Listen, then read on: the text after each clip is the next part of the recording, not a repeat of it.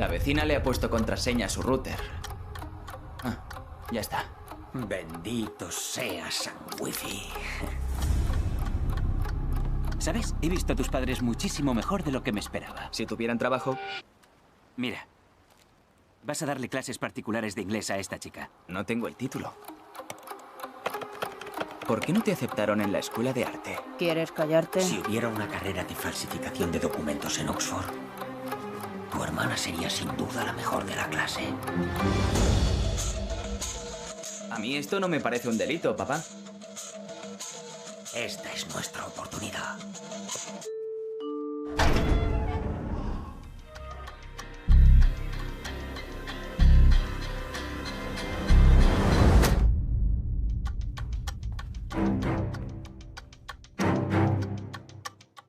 Siempre asisto a la primera clase. Is it okay with you?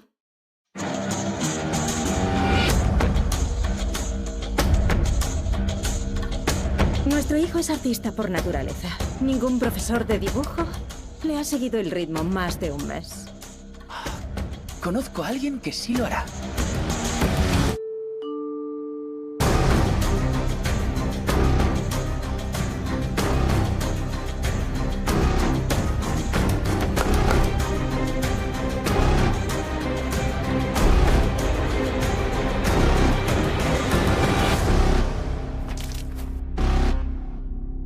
¿Sabes qué es lo más raro de todo?